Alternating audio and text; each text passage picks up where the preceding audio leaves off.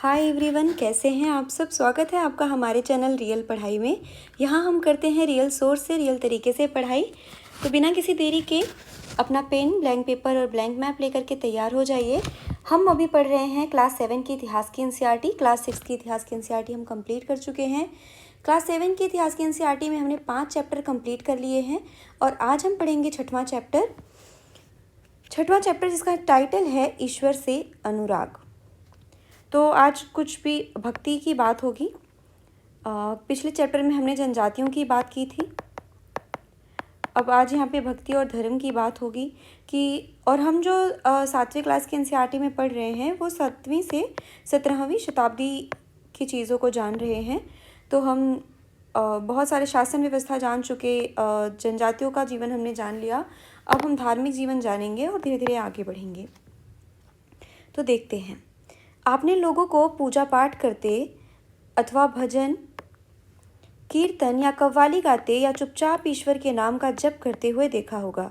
आपने यह भी गौर किया होगा कि उनमें से कुछ तो इतने भाव विभोर हो जाते हैं कि उनकी आंखों में आंसू भर आते हैं।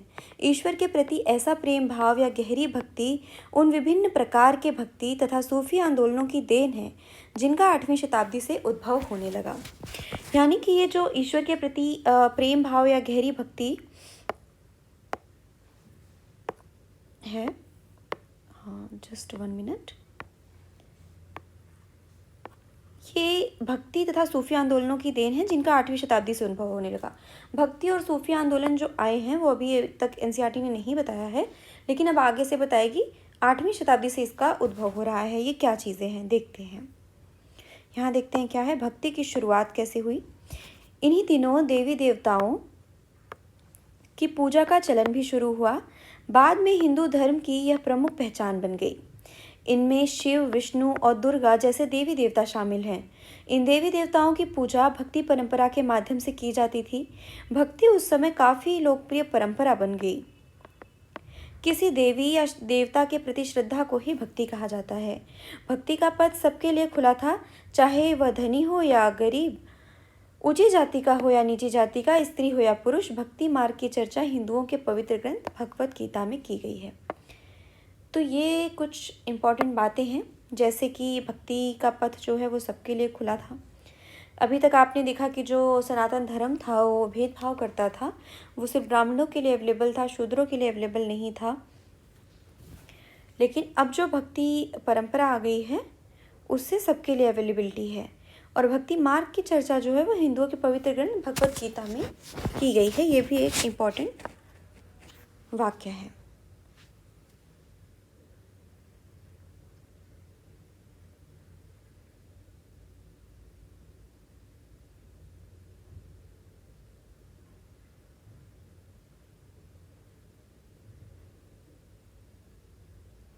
नेक्स्ट देखते हैं, परमेश्वर का विचार ये कहाँ से आया। जैसे जो हम भक्ति करते हैं, भगवान को परमेश्वर मानते हैं, तो वो विचार जन्मा कहाँ से। बड़े बड़े राज्यों के उदय होने से पहले भिन्न भिन्न समूहों के लोग अपने अपने देवी देवताओं की पूजा किया करते थे। जब लोग नगरों के विकास और व्यापार तथा साम्राज्यों के माध्यम से एक साथ आते गए तब नए नए विचार विकसित होने लगे। कि पहले तो शुरू में क्या था कि पहले तो लोग अपने अपने देवी देवता की पूजा करते थे, भिन्न भिन्न समूह थे, इतना कुछ बड़ा चीज़ नहीं था। लेकिन जब लोगों का एक दूसरे से जुड़ाव हुआ, वो एक दूसरे से जुड़े, एक बड़ा साम्राज्य बना, व्यापार हुआ, विकास हुआ, तो उसी के साथ में नए नए विचार भी आदान प्रदान हुआ। आपने पिछले के चैप्टरों में देख चुके हैं कि किस तरह लोग जब एक जगह से दूसरे जगह जाते हैं, धार्मिक यात्राएं भी हुई थी। अशोक के टाइम पे धार्मिक यात्राएं होती थी, तो कैसे अपना अपना लोग रहन सहन और वेशभूषा और परंपरा इन सबको भी कैसे बांटते हैं। यह बात व्यापक रूप से स्वीकार की जाने लगी कि सभी जीवधारी अच्छे तथा बुरे कर्म करते हुए जीवन मरण और पुनर्जीवन के अनंत चक्रों से गुजरते हैं।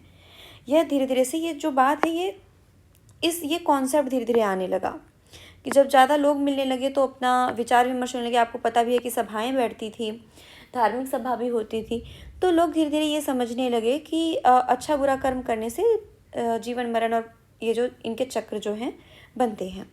इसी प्रकार यह विचार भी गहरे बैठ गया कि सभी व्यक्ति जन्म के समय भी एक बराबर नहीं होते हैं।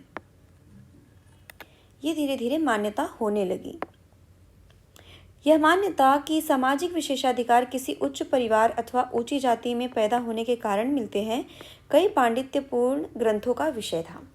तो ये जो कुछ कुछ ग्रंथ थे, उनमें क्या बताया गया कि जो सामाजिक विशेषाधिकार हैं, समाज में कुछ जो विशेष अधिकार मिलते हैं, वो किसी ऊंचे परिवार या ऊंची जाति में पैदा होने के कारण मिलते हैं। तो इन सब बातों को जो है ग्रंथों में जगह मिलने लगी। अनेक लोग ऐसे विचारों के कारण बेचैन थे, इसलिए वे बुद्ध तथा जैनों के उपदेशों की ओर उन्मुख हुए, जिनके अनुसार व्यक्तिगत प्रयासों से सामाजिक अंतरों को दूर किया जा सकता है और पुनर्जन्म के चक्र से छुटकारा पाया जा सकता है। तो अब आप देख रहे होंगे, आप बौद्ध धर्म को पढ़ चुके हैं, पहले जैन धर्म को भी पढ़ चुके हैं। उन लोगों ने नॉर्मल लैंग्वेज में, प्राकृत में लोगों को उपदेश दिया था। मैं बार बार बोलूँगी कि आप पिछले चैप्टर्स को पढ़ के आएंगे तो अगले चैप्टर्स आपको एक्सप्लेन नहीं करने पड़ेंगे और कम टाइम में फिर वो कंप्लीट होंगे। अदरवाइज़ जब आपको पता नहीं होगा तो आप बुद्ध जैन को समझ नहीं पाएंगे। अगर आपने नहीं पढ़ा होगा तो अब यहाँ पर आपको समझना मुश्किल हो जाएगा। वहाँ पे आप पिछले चैप्टर में क्लास 6 की एनसीईआरटी में आप पढ़ चुके हैं कि बौद्ध धर्म और जैन धर्म के जो मेन इंग्रेडिएंट्स थे वो थे क्या। तो वो पुनर्जन्म के चक्कर से छुटकारा पा सकता है। और बौद्ध धर्म में जो थे वहाँ पे हर टाइप के लोग जो थे उनको अनुमति थी कि वो उनमें शामिल हो सकते थे। कुछ अन्य लोग परमेश्वर संबंधी इस विचार से आकर्षित हुए कि यदि मनुष्य भक्ति भाव से परमेश्वर की शरण में जाए तो परमेश्वर व्यक्ति को इस बंधन से मुक्त कर सकता है। श्रीमद् भगवद गीता में व्यक्त यह विचार सामान्य सन की प्रारंभिक शताब्दियों में लोकप्रिय हो गया था। जो भगवद गीता अगर आपने पढ़ा होगा तो उसमें भगवान बोलते हैं कि आप मेरी शरण में आइए। तो यहाँ भी वैसे ही चीज़ें हैं कि यदि मनुष्य भक्ति भाव से परमेश्वर की शरण में आ रहा है तो परमेश्वर व्यक्ति को इस बंधन से मुक्त कर देगा। ये जो विचार हुआ, यहाँ से परमेश्वर की अवधारणा का जन्म हुआ। विशुद्ध धार्मिक अनुष्ठानों के माध्यम से शिव, विष्णु तथा दुर्गा को परम देवी देवताओं के रूप में पूजा जाने लगा। अब यहाँ से परमेश्वर को खुश करने के लिए क्या हुआ कि बहुत बड़े मतलब विशाल धार्मिक अनुष्ठान किए जाने लगे। साथ साथ भिन्न भिन्न क्षेत्रों में पूजे जाने वाले देवों एवं देवियों को शिव, विष्णु या दुर्गा का रूप माने जाने लगा। यानी जो भी भिन्न भिन्न जो क्षेत्रों में भी देवी देवता पूजे जाते थे, उनको भी ये जो 3 मेन देवी देवता बन गए, शिव, विष्णु और दुर्गा माता, इनके ही ये रूप कहे जाने लगे, विभिन्न रूप। इसी प्रक्रिया में स्थानीय मिथक तथा किस्से कहानियाँ पौराणिक कथाओं के अंग बन गए। फिर इसी तरीके से एक दूसरे से जोड़ने के क्रम में क्या हुआ कि नए नए किस्से कहानियाँ बन गए। सेम उसी तरीके से जैसे आज कोई कुछ कथावाचक हैं, कुछ नई नई कहानियाँ बताते हैं, कुछ लिंक बताते हैं, कुछ खुद से भी कहानियाँ क्रिएट कर लेते हैं जोड़ने की, कुछ उदाहरण बना लेते हैं, पर वो कहानियाँ धीरे धीरे चलते चलते क्या है, प्रचलन बन जाती हैं। पुराणों में पूजा की जिन पद्धतियों की अनुशंसा की गई थी, उन्हें स्थानीय पंथों में भी अपनाया जाने लगा। आगे चलकर पुराणों में भी इस बात का उल्लेख किया गया है कि भक्त भले ही किसी भी जाति पाति का हो, वह सच्ची भक्ति से ईश्वर की कृपा प्राप्त कर सकता है। भक्ति की विचारधारा इतनी अधिक लोकप्रिय हो गई कि बौद्धों और जैन मतावलंबियों ने भी इन विश्वासों को अपना लिया। तो धीरे धीरे क्या हुआ कि ये सिर्फ ब्राह्मण धर्म में ही नहीं रहेगी। भक्ति की विचारधारा जो है, ऐसा नहीं था कि ये सिर्फ हिंदू धर्म में और सनातन धर्म तक ही सीमित थी। ये बौद्ध और जैन मतावलंबियों के तक भी गई, वहाँ तक भी अपनाया गया इनको। ये सब इम्पॉर्टेंट है, कुछ ऐसी चीज़ें कि अब इनको अलग ना माने। ये सब यूपीएससी के स्टेटमेंट बन सकते हैं। यहाँ पे आप देखेंगे चित्र में क्या है, भगवद गीता की किसी दक्षिण भारतीय पांडुलिपि से लिया गया एक पृष्ठ है।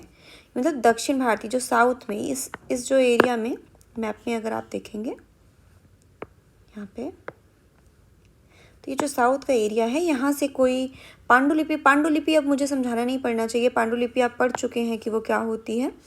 तो उससे ये जो है पृष्ठ लिया गया है। आज भी आप स्थानीय मिथक तथा किस्से कहानियों की इस प्रक्रिया को व्यापक स्वीकृति पाते हुए देख सकते हैं। क्या आप अपने आसपास के कुछ ऐसे उदाहरण ढूंढ सकते हैं? वही जो मैंने बताया कि आज भी कथावाचक जो हैं वो कुछ ना कुछ नए मिथक, नए किस्से कहानियाँ और कुछ स्थानीय स्तर पे जो किस्से कहानियाँ होती हैं, अब सोशल मीडिया के ज़माने में हम उनसे भी अवगत होने लगे हैं।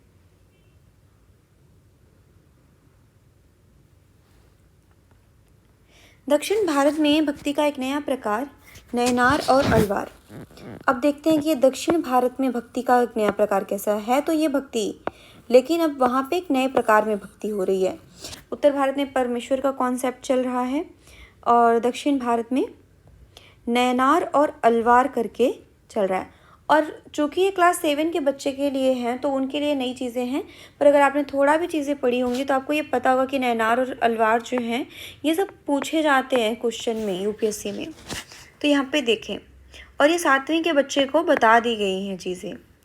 7वीं से 9वीं मैं आपको ऑनेस्टली बताऊं, जब मैं प्रिपरेशन कर रही थी, मुझे प्रिपरेशन के दौर में नयनार अलवार पता चला। मैंने स्कूलिंग के टाइम पे ये सब पढ़ा ही नहीं था। मेरी बुक्स में तो रहे होंगे लेकिन स्कूलिंग इतनी अच्छी नहीं थी कि मैं ये जान पाती। मैंने नयनार और अलवार तो नाम ही पहली बार तब सुना जब मैंने तैयारी के लिए बुक्स उठाई। देखते हैं, 7वीं से 9वीं शताब्दियों के बीच कुछ नए धार्मिक आंदोलनों का प्रादुर्भाव हुआ। इन आंदोलनों का नेतृत्व नयनारों, शैव संतों और अलवारों यानी वैष्णव संतों ने किया। यहाँ पे भी आप देखेंगे नयनार अलवार भले बोले जा रहे हैं, लेकिन वो भी क्या हैं, वो भी शिव या भक्ति परंपरा से जुड़े हैं या तो वैष्णव। और नयनार क्या है, नयनार शिव भगवान से जुड़े हैं और अलवार जो है वो वैष्णव संतों से जुड़े हुए हैं। तो इन सब का आपको ध्यान रखना है। ये संत सभी जातियों के थे। इनमें पुलैया और पनार जैसी अस्पृश्य समझी जाने वाली जातियों के लोग भी शामिल थे। अब आप समझेंगे, आप जो भी क्लास 6 में पढ़ चुके हैं और पिछले के चैप्टर्स में आप पढ़ चुके हैं, ये पुलैया और पनार, इन सब का उल्लेख हो चुका है। इन पे एक पूरा एक छोटा सा लेख ही बॉक्स बना करके दिया हुआ था कि ये लोग अपना जीवन कैसे जीते थे।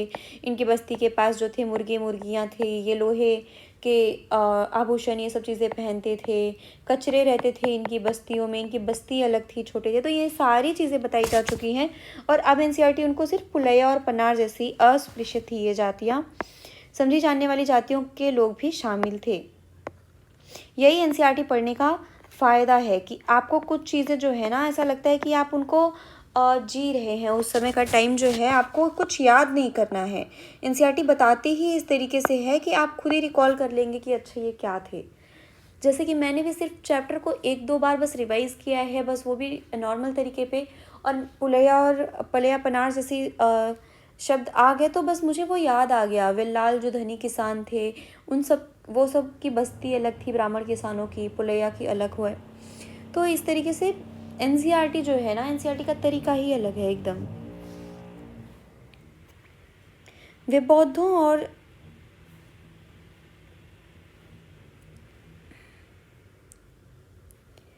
और जैनों के कटु आलोचक थे तथा विष्णु के प्रति सच्चे प्रेम को मुक्ति का मार्ग बताते थे। अच्छा, ये जो अलवार और ये थे, ये नयनार संत थे, ये जैन लोगों के जो थे कटु आलोचक थे, बौद्ध और जैन की। उन्होंने संगम साहित्य, तमिल साहित्य का प्राचीनतम उदाहरण और सामान्य सन यानी ईस्वी सन की प्रारंभिक शताब्दियों में रचित में समाहित प्यार और शूरवीरता के आदर्शों को अपनाकर भक्ति के मूल्यों में उनका समावेश किया था। इन्हीं लोगों ने क्या किया था कि संगम साहित्य जो थी, जो कि 300 ईसा पूर्व से पहले से लिखी गई थी और 300 ईस्वी बाद तक, इनका टाइमिंग बहुत एकदम एग्जैक्ट नहीं है, लेकिन तो ये क्या था कि इन्होंने इसी संगम साहित्य का इस्तेमाल किया और उसी में भक्ति मूल्यों का भी समावेश किया। नयनार और अलवार घुमक्कड़ साधु संत थे। ये जो साधु संत थे ये घुमक्कड़ टाइप के थे, एक जगह से दूसरी जगह। वे जिन किसी स्थान या गांव में जाते थे, वहाँ के स्थानीय देवी देवताओं की प्रशंसा में सुंदर कविताएं रचकर उन्हें संगीतबद्ध कर दिया करते थे। तो यही है, ये जो भक्ति है, यहाँ पे भक्ति गीतों के माध्यम से चल रही है, कविताओं के माध्यम से चल रही है। वैसे ही जैसे आज के साधु संत हैं, कथावाचक हैं, तो वैसे ही से ये भी है।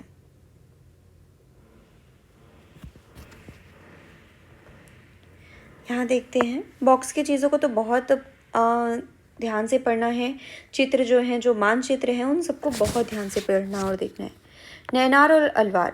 कुल मिलाकर 63 नैनार ऐसे थे जो कुम्हार, अस्पृश्य, कामगार, किसान, शिकारी, सैनिक, ब्राह्मण और मुखिया जैसी अनेक जातियों में पैदा हुए थे। उनमें सर्वाधिक प्रसिद्ध थे अपार, समबंदर, सुंदरार और मणिकवसागार। उनके गीतों के 2 संकलन हैं, तेवरम और तिरुवाचकम। इन सबको आपको याद करना है, ये कुछ नाम आपको याद रहने चाहिए। यही सब उदाहरण के तौर पर नाम याद होते हैं, तो जब हम लिखते हैं क्वेश्चन आंसर मीन्स के तो हमें याद आते हैं और हम इजीली कुछ एग्जाम्पल लिख सकते हैं। तेवरम और तिरुवाचकम, अपार, संबंदर, सुंदरार और मणिकव सागर। अलवार संत संख्या में 12 थे। नैनार जो है वो ज़्यादा हैं, अलवार जो हैं वो 12 हैं। अलवार संत संख्या में 12 थे। वे भी भिन्न भिन्न प्रकार की पृष्ठभूमि से आए थे। उनमें से सर्वाधिक प्रसिद्ध थे पेरिया अलवार, उनकी पुत्री अंडाल।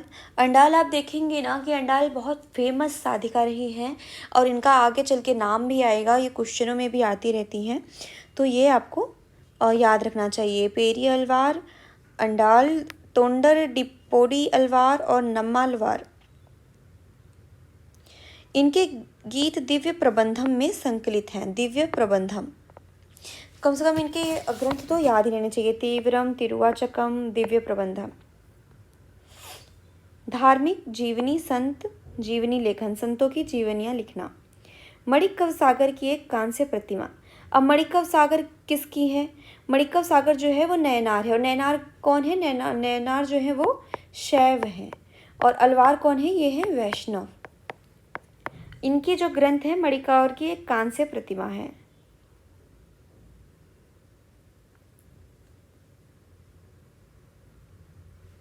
सागर की एक कांस्य प्रतिमा। मणिकव सागर जो है ये एक संत हैं, उन्होंने कांस्य प्रतिमा बनाई हुई है।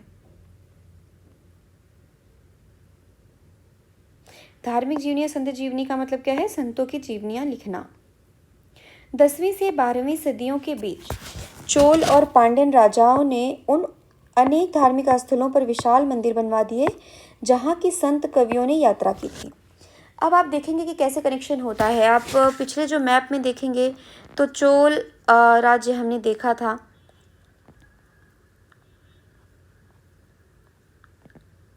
यहाँ पे, और यहाँ पे बहुत जो राजा वगैरह थे, हमने राजराज प्रथम और राजेंद्र प्रथम राजा को देखा था। प्रतापी राजा थे, उन्होंने मंदिर बनवाए थे, बृहदारेश्वर मंदिर, गंगईकोंड, चोलपुरम, इन सबको बनवाया था। तो ये थे चोल।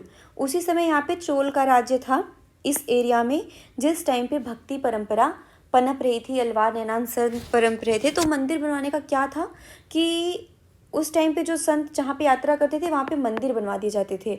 और मंदिर का भी उस समय कितने मजबूत थे, मंदिर में भी वहाँ शासन व्यवस्था संभाली जाती थी। तो ये सब आप पहले से पढ़ चुके हैं, आप कनेक्ट कर सकते हैं कि मंदिर कैसे जुड़े हुए हैं। और मंदिरों को भी भूमि दान में दी जाती थी। ब्राह्मणों को भूमि दान में क्यों दी जा रही है? संतों कवियों को भूमि दान में क्यों दी जाती होगी? क्योंकि इन्हें खुद के लिए प्रतिष्ठा चाहिए, ताकि इनकी बात हो, इनको अपनी अच्छी छवि चाहिए राजाओं को। इस प्रकार भक्ति परंपरा और मंदिर पूजा के बीच गहरे संबंध स्थापित हो गए, क्योंकि इन संत कवियों के लिए मंदिर बने और उसी तरीके से भक्ति परंपरा और मंदिर जो है एक दूसरे से जुड़ गए। यही वह समय था जब उनकी कविताओं का संकलन तैयार किया गया था। इसके अलावा अलवारों तथा नैनार संतों की धार्मिक जीवनियाँ भी रची गई। नैनार संतों की धार्मिक जीवनियाँ भी रची गई हैं। ठीक है, आज हम भक्ति परंपरा के इतिहास लेखन में इन जीवनियों का स्रोत के रूप में उपयोग करते हैं। अब ये जो जीवनियाँ हैं वो हमें स्रोत के रूप में भी मिलती है। जो धार्मिक संतों की जीवनियाँ लिखी गई हैं, तभी तो हम किसी भी लेखक या कवि के बारे में, उसके जीवन के बारे में जान पाते हैं, क्योंकि ये महत्वपूर्ण व्यक्ति थे। राजा रानी के जीवन के बारे में तो लिखा जा रहा था, लेकिन संत वगैरह भी थे कि ये अपना प्रभाव पैदा करते थे, इनके फॉलोअर्स होते थे। तो वो सब क्या करते होंगे कि इनकी जीवनियाँ वगैरह लिखी जाती होंगी, महत्वपूर्ण व्यक्ति बन जाते थे। सेम उसी तरीके से जैसे आज के संत हैं, जैसे रामभद्राचार्य हो गए, शंकराचार्य वगैरह हो गए, इन सब के बारे में आज भी कितने फॉलोअर्स हैं और कुछ ना कुछ चीज़ें जानते रहते हैं, उनके बारे में चीज़ें चलती रहती हैं, किस्से कहानियाँ चलती रहते हैं। सेम उसी तरीके से तब भी चलती रहती थी। भक्ति और भगवान, मणिकव सागर की एक रचना। अब देखते हैं, मणिकाव सागर की बार बार बात हो रही है, तो इसका मतलब है कि जो ये इम्पोर्टेंट है और ये क्वेश्चन में पूछे जाएंगे आराम से। आपके बार बार बात हो रही है तो आपको याद हो जाना चाहिए। माणिकाव सागर ये नयनार संत हैं, शैव। मेरे हाड़ मांस के इस घृणित पुतले में तुम आए जैसे यह कोई सोने का मंदिर हो। मेरे कृपालु प्रभु, मेरे विशुद्धतम रत्न, तुमने मुझे सांत्वना देकर बचा लिया। तुमने मेरा दुख, मेरा जन्म मृत्यु का कष्ट और माया मोह हर लिया और मुझे मुक्त कर दिया। हे ब्रह्मानंद, हे प्रकाश में, मैंने तुम में शरण ली है और मैं तुमसे कभी दूर नहीं हो सकता। तो इस तरीके की जो एक रचना, ये रचना ऑल मतलब जो है वो तमिल में होगी या वो उनके रीजनल लैंग्वेज में होगी, यहाँ पे अनुवाद करके दी जा रही है ताकि आप समझ सकें कि वो चाहते क्या थे, उनकी भावनाएं क्या थी, वो भगवान से किस तरीके से जुड़ रहे थे। अपने आप को बहुत अधीन दिखाना और अक्षम दिखाना और भगवान को ही परमेश्वर सर्वशक्ति मान करके उनकी शरण लेना, यही था भक्ति। दास भावना, भक्त की भावना, दर्शन और भक्ति। अच्छा, अब हमें दिखा कि मंदिर और भक्ति, धर्म कैसे जुड़े हुए हैं, और अब हम देखते हैं कि दर्शन और भक्ति कैसे जुड़े हुए हैं।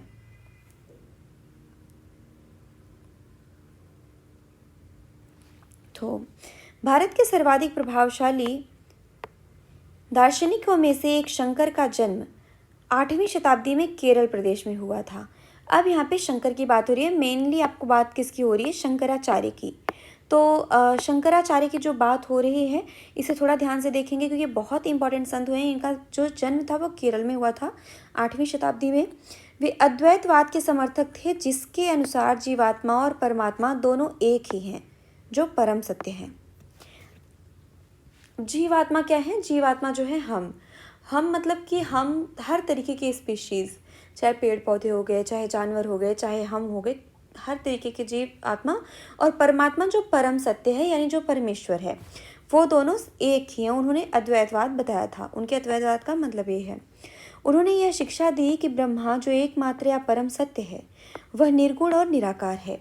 यानी कि जो ब्रह्म है, जो परमेश्वर है, जो परमात्मा है, उसका कोई आकार नहीं, उसे हम किसी आकार में नहीं बता सकते, वो निराकार है।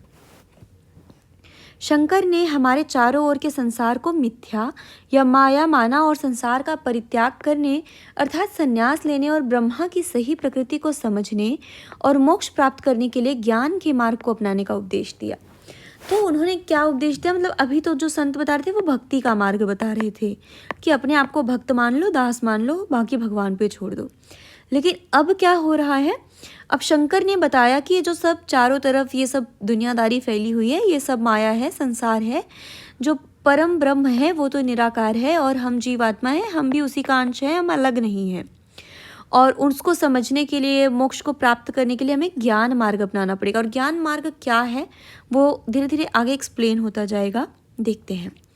रामानुज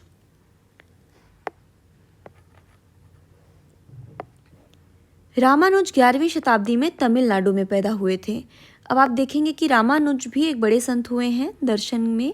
शंकराचार्य तो कहाँ पे थे, केरल में थे, और केरल में 8वीं शताब्दी में आए हैं। मैं मैप दिखाती हूँ,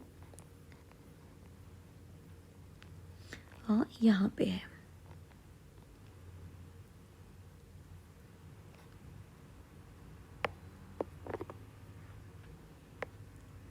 ये है मणिकाव सागर 9वीं शताब्दी में हुए, रामानुज 11वीं 12वीं शताब्दी में हुए, और नम्मालवार भी कोई आएंगे जो 9वीं शताब्दी में हुए।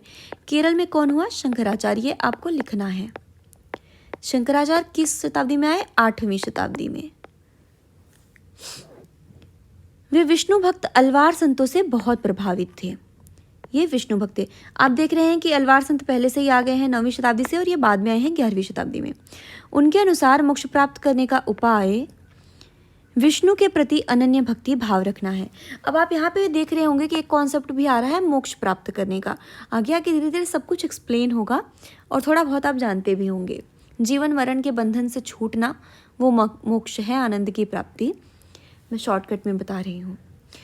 इन्होंने बताया कि मोक्ष प्राप्त करने के लिए ज्ञान मार्ग अपनाना पड़ेगा, और ये बता रहे हैं कि मोक्ष प्राप्त करने के लिए विष्णु के प्रति अनन्य भक्ति भाव रखना है। यानी कि एक तो भक्ति भाव बता रहे हैं कि भक्ति मार्ग रखो, और भगवान को भी सेट करके बता रहे हैं कि कौन से भगवान के प्रति रखो।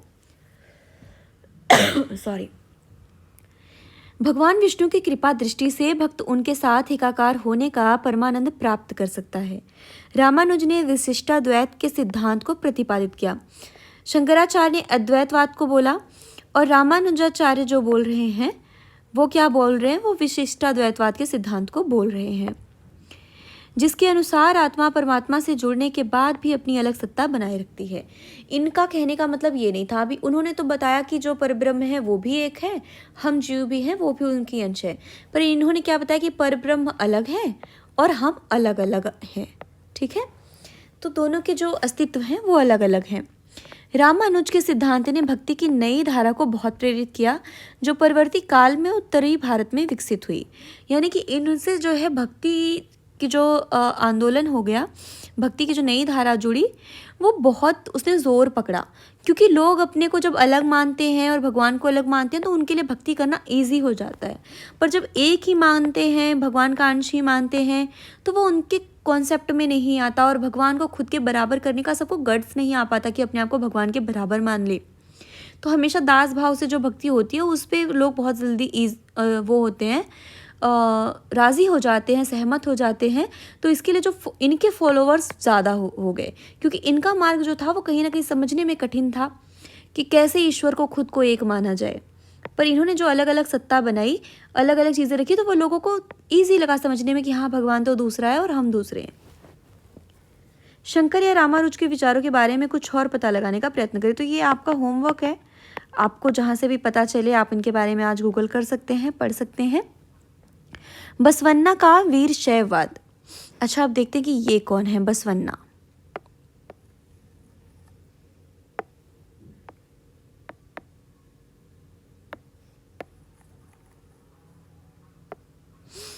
हमने पहले पढ़ा कि तमिल भक्ति आंदोलन और मंदिर पूजा के बीच क्या संबंध थे, ये तो हमने पढ़ लिया। इसके परिणाम स्वरूप जो प्रतिक्रिया हुई वह बसवन्ना और अलम्मा प्रभु और अक्कम महादेवी जैसे उनके साथियों द्वारा प्रारंभ किए गए वीर शैव आंदोलन में स्पष्टता दिखाई देती है। अब देखिए कि ये कौन कौन से नए लोग आ गए हैं, कि जो एक तो बसवन्ना है, दूसरे अलम्मा प्रभु हैं और एक देवी हैं अक्कम महादेवी, और इनका जो आंदोलन है वो वीर शैव है। देखते हैं, यह आंदोलन 12वीं शताब्दी के मध्य में कर्नाटक में प्रारंभ हुआ। ये कहाँ पे प्रारंभ हुआ है? कर्नाटक में, और 12वीं शताब्दी के टाइम पे। तो टाइम तो इनका मेन पूरा यही है। आप देखेंगे भक्ति आंदोलन का 8वीं से 16वीं शताब्दी के बीच में ही सब कुछ हुआ है, तो वहीं पे है। वीर शैवों ने अपने सभी व्यक्तियों की समानता के पक्ष में और जाति तथा नारी के प्रति व्यवहार के बारे में ब्राह्मणवादी विचारधारा के विरुद्ध अपने प्रबल तर्क प्रस्तुत किए। तो कहीं ना कहीं ये कैसे थे, जैसे बौद्ध धर्म और जैन धर्मों ने ब्राह्मणवादी विचारधारा के अपोजिट आकर के लोगों को जागरूक करने की चीज़ें की जो उनमें कमियां थी। तो उसी तरीके से यहाँ पे वीर शैव आंदोलन साउथ में चल रहा है, और वो भी क्या बात कर रहा है, वो सभी लोगों की समानता की बात कर रहा है, जातिवाद का खंडन कर रहा है, नारी के प्रति व्यवहार बदलने की बात कर रहा है। तो इन सब में ये सब चीज़ें थी। इसके अलावा वे सभी प्रकार के कर्मकांडों और मूर्ति पूजा के विरोधी थी। मतलब ये कर्मकांड और मूर्ति पूजा, कर्मकांड जो पुराणों में लिखे हुए हैं, मूर्ति पूजा जो मंदिरों में हो रही है, उन सबके विरोधी थे। कुल मिला के ये ब्राह्मण विरोधी थे। उनको ये ब्राह्मण कॉन्सेप्ट नहीं पसंद आ रहा था, क्योंकि उसमें भेदभाव था और लोग परेशान थे। वीर शैवों के वचन, उन्होंने क्या बोला है, नीचे कुछ वचन या कथन दिए गए हैं जो बसवन्ना के बताए जाते हैं। अब धीरे धीरे आप बसवन्ना को समझेंगे, और यहाँ पे जो 2-3 नाम है इन्हें बिल्कुल रट लीजिए, चाहे वो आप बसवन्ना हैं, अलम्मा प्रभु हैं, अक्का महादेवी हैं, इन सबको याद रखिएगा, आगे ये बहुत आएंगेगा। धनवान लोग शिव मंदिर के लिए मंदिर बनाते हैं, मैं एक गरीब आदमी क्या करूँगा? मेरी टांगे खंभे हैं, शीर्ष तीर्थ मंदिर है, शरीर तीर्थ मंदिर है, सिर उसकी छतरी है सोने की बनी हुई। ज़रा सुनो नंदी संगम के प्रभु, खड़ी हुई चीज़ें कभी गिर जाएंगी लेकिन चलने वाली सदा चलती रहेंगी।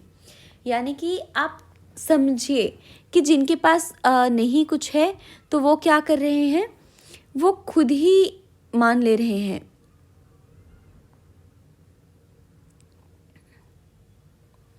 ये इन्हें ही जो है अपने शरीर को ही मंदिर मान ले रहे हैं, अपने आप को ही मंदिर के तौर पे बता रहे हैं कि भगवान आपको यहीं पे वास करना है, और ये भी बता रहे हैं कि मंदिर तो कभी ना कभी ढह जाएंगे, ईंट पत्थर के बने हैं, लेकिन जो चलने वाली चीज़ें हैं वो जीवन पर्यंत जब तक हम रहेंगे तब तक चलती ही रहेंगी। तो ये कितना अच्छा कॉन्सेप्ट है, अपने शरीर को ही मंदिर मानना और अपने शरीर पे काम करना, जिससे अपना विकास भी होता है। देखते हैं दक्कन में भक्ति आंदोलन। अब हमने क्या देखा, हमने यहाँ का भक्ति का आंदोलन देखा, लगभग साउथ का बसवन्ना को देख लिया। ये जो मैप है इसे बहुत अच्छे से, इस मैप को पढ़िएगा, ये मैप बहुत काम का आएगा आपको। जो समकालीन अक्सर पूछे जाते हैं कि ये जो संत हैं वो किस शासक के समकालीन हैं, कैसे हैं, तो ये मैप आपको बहुत हेल्प करेगा। एनसीईआरटी के सारे मैप जो है वो बहुत इम्पॉर्टेंट है, तो उसे बहुत अच्छे से समझें। देखते हैं दक्कन का एरिया, यानी कि इधर का एरिया, यहाँ पे चीज़ें कैसी चल रही हैं। 13वीं से 17वीं शताब्दी तक महाराष्ट्र में अनेकानेक संत कवि हुए, जिनके सरल मराठी भाषा में लिखे गए गीत आज भी जन मन को प्रेरित करते हैं। यानी कि यहाँ पे जो भक्ति की धारा आई वो थोड़ी देर से आई। यहाँ पे तो 8वीं शताब्दी से शुरू है, पर यहाँ पे 13वीं शताब्दी से आई। तो कैसे आई? इन संतों में सबसे महत्वपूर्ण थे, देखते हैं, सबसे जो महत्वपूर्ण संत हैं ज्ञानेश्वर, नामदेव, एकनाथ और तुकाराम तथा सखुबाई जैसी स्त्रियां तथा चोखा मेला का परिवार, जो अस्पृश्य समझी जाने वाली महार जाति का था। तो इन्हें देखेंगे।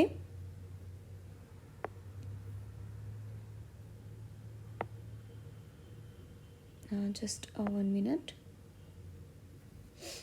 देखते हैं कि इनमें जो इम्पोर्टेंट नेम है वो क्या है कि एक तो ज्ञानेश्वर, नामदेव, एकनाथ, तुकाराम, सखुबाई, स्त्रियों में चोखा मेला का परिवार, जो अस्पृश्य समझे वाली महार जाति का था।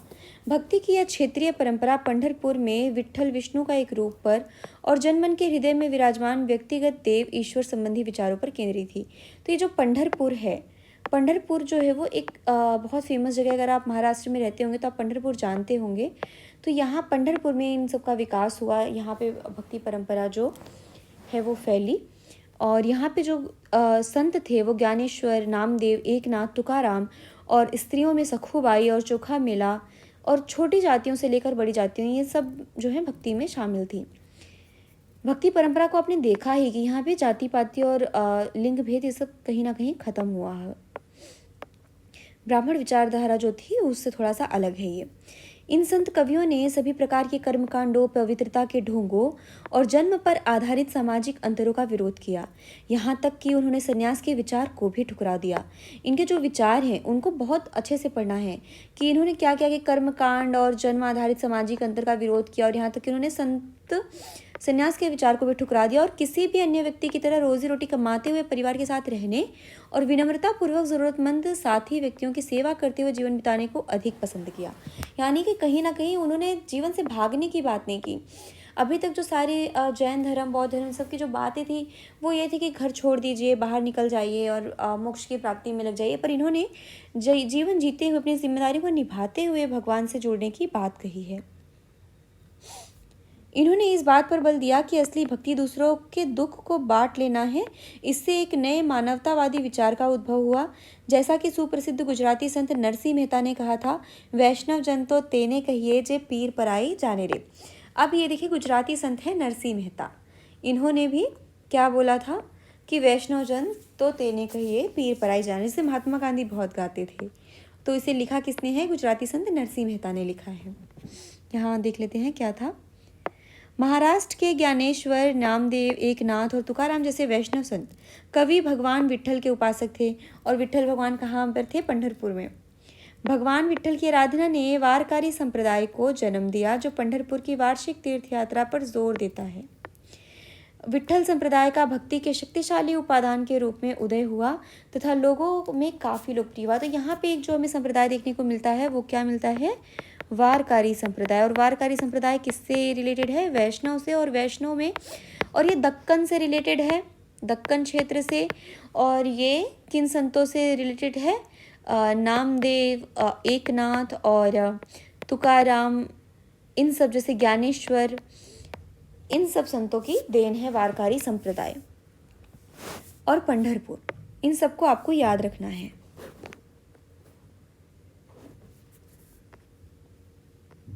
आगे देखते हैं।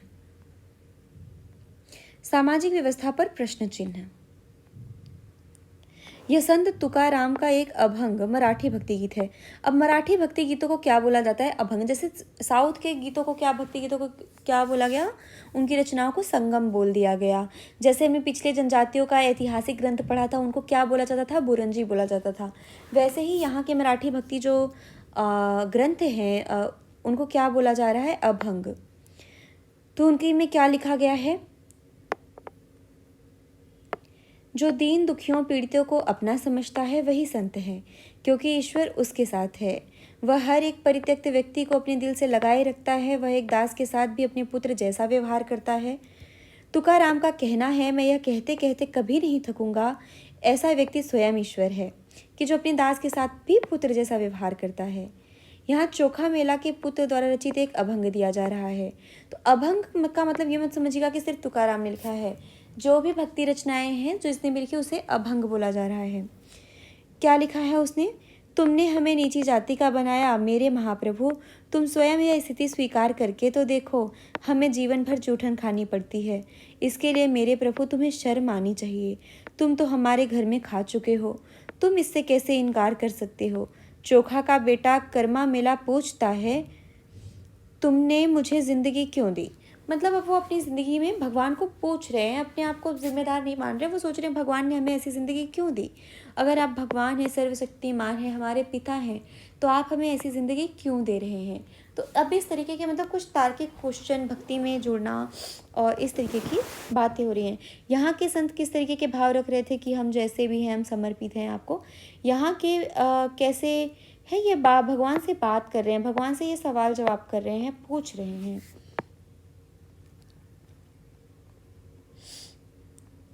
अब देखते हैं दूसरे कि नाथपंथी, सिद्ध और योगी भक्ति की ये जो परंपरा है। हम कितनी परंपरा पढ़ चुके हैं। हमने नैनार अलवारों को पढ़ा, हमने दक्कन के बासवन्ना को पढ़ा, शिव सैन संप्रदाय को पढ़ा, हमने दक्कन की भक्ति परंपरा वारकरी संप्रदाय को पढ़ा। अब हम नाथपंथी, सिद्ध और योगी को पढ़ेंगे। देखते हैं कि क्या है इसमें। चित्र में क्या है? आग के आसपास तपस्वियों का समूह बनाया गया है।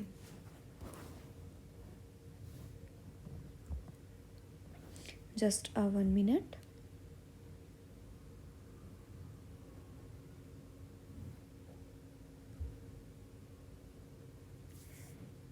ओके,